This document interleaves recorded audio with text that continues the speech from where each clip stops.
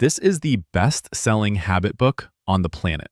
James Clear's Atomic Habits. 20 million copies and counting. And I think it's genuinely great. I also think it's the reason a lot of you feel worse about yourselves. Not because it's wrong, because it left out the one thing that decides whether any of it sticks. You highlighted the 4 laws. You built the habit stack exactly like it told you to. 3 weeks later, you were back where you started, wondering what was broken in you. Nothing was broken in you. There's a variable this book never names, and by the end, you'll know exactly what it is. If you're anything like most people in this room, you've read a habit book, maybe this one, maybe 3 others, and you built a system on a Sunday afternoon when you felt clear-headed and motivated. Then Tuesday at 6 a.m. showed up. No motivation, no clarity, just an alarm, a deadline, and a version of you the system was never built for. That's not a discipline problem. That's a design problem. And today, we're going to find exactly where the design breaks. We'll give the book its due. We'll find the exact point where habit stacking quietly falls apart for real, tired people. And we'll land on one addition to the 4 laws that I think should have been there from the start. Here's what Atomic Habits gets right, and I want to say this clearly because too many critiques skip this part.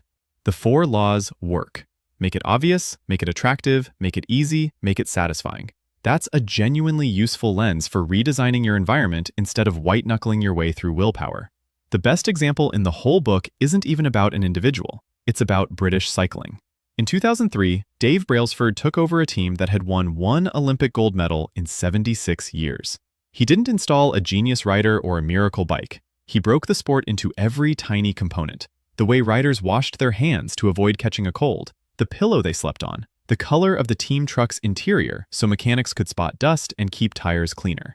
Small frictions removed, one at a time. 5 years later, British cycling won 60% of the gold medals available in road cycling at the Beijing Olympics. That's not hype. That happened. And it happened because Brailsford treated performance as an environment to engineer, not a mindset to summon. That is the whole spine of Atomic Habits, and it's correct. Systems beat goals. Environment beats willpower. If you've never applied that lens to your own life, it will change things. So no, this isn't a takedown. It's a question the book itself never quite finishes asking.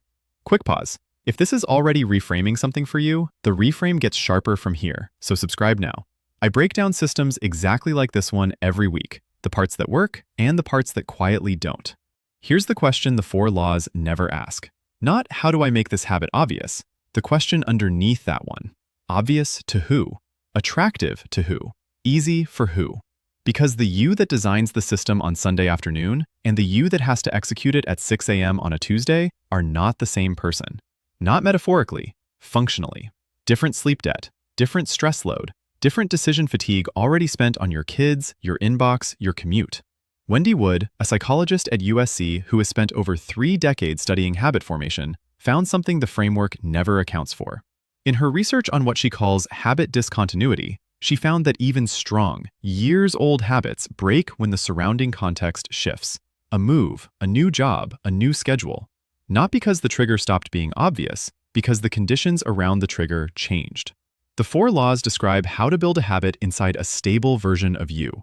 They say almost nothing about what happens when the version of you standing in the kitchen at 6 a.m. is running on 4 hours of sleep and a full day of decisions already spent.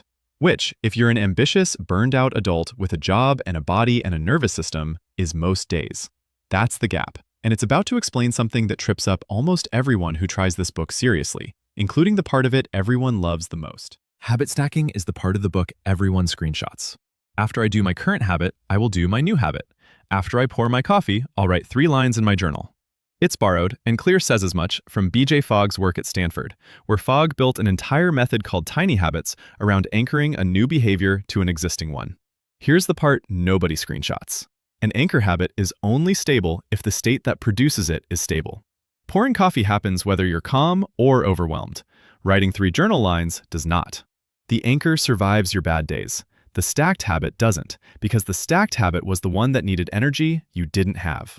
You can see this at scale every January. Strava, the fitness tracking app with over 100 million users, publishes a yearly data point they call Quitter's Day, the day new exercise habits drop off a cliff hardest. It lands in the 2nd or 3rd week of January almost every year.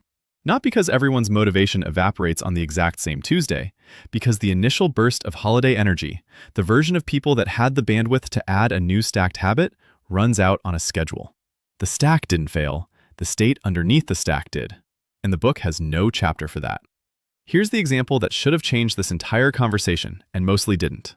For decades, the leading theory of willpower from psychologist Roy Baumeister was that self-control works like a muscle. Use it, and it gets tired. It's called ego depletion, and it's the quiet assumption sitting under almost every habit book written since, including the idea that if you just remove enough friction, willpower will never be the bottleneck. In 2016, psychologist Martin Hagger led a large, pre-registered replication of the ego depletion effect across more than 20 independent labs and thousands of participants, published in the journal Perspectives on Psychological Science. The effect barely showed up. In many of those labs, it didn't show up at all. Willpower was never a fixed tank that drains in a straight line. It's a state. It moves with sleep, blood sugar, stress, and emotion, all at once, all day. The researchers who built the foundation of modern habit science spent years arguing about this in academic journals. Most habit books never got the memo. So here's the variable this book never names. It's not motivation, it's not discipline, it's state. Your combined level of sleep, stress, blood sugar, and emotional load at the exact moment a habit is supposed to fire. The 4 laws are a brilliant answer to one question. How do I build a habit assuming my state is stable? Brailsford cyclists had that. Elite athletes, structured teams, sports scientists, a stable baseline most days. You, at 6 a.m. with a toddler awake and a Slack notification already waiting, do not. That's not a knock on you. It's not a knock on Clear either. He wrote a systems book, and he wrote it for a reader whose internal state he never had to name. Because for a lot of his source material, from elite sport to lab settings, state was already controlled for. Yours isn't. Mine isn't. And a habit system that doesn't check your state before asking you to perform is a system that will work great on your best days and quietly fail you on every day that actually needed it. So here's the fix, and it's small enough to use tonight. Before you apply any of the 4 laws, add one step in front of all of them. Call it a state check. 30 seconds, 3 questions before you try to trigger any habit. 1. What's my energy right now out of 10? 2. What's already been decided today? How much choice fatigue am I carrying? 3. What's the friction in my actual environment right now, not the friction I planned for on Sunday? If your state comes back low, you don't try harder at the habit. You shrink the habit further than you think is reasonable, past Clear's 2-minute rule, down to something almost embarrassingly small. Or you change one piece of the environment first and leave the habit for a state where you can actually meet it. That's the whole amendment. Make it obvious, attractive, easy, and satisfying for the state you're actually in, not the state you had when you planned it. Audit the friction, engineer the environment, let the system carry the load motivation can't. That's always been true. State first just tells you which environment to engineer on any given day, the one around you or the one inside you. Most people think their habits fail because they're lazy. I think they fail because we keep diagnosing the system when the actual malfunction is the state we tried to run it in. Tell me if that's you. Tell me if you've built a perfect stack that only ever works on your good days. This is still the best-selling habit book on the planet, and I still think it's genuinely great. But if it didn't stick for you, save this video, run the state check tonight, and tell me in the comments what your 6 a.m. actually looks like.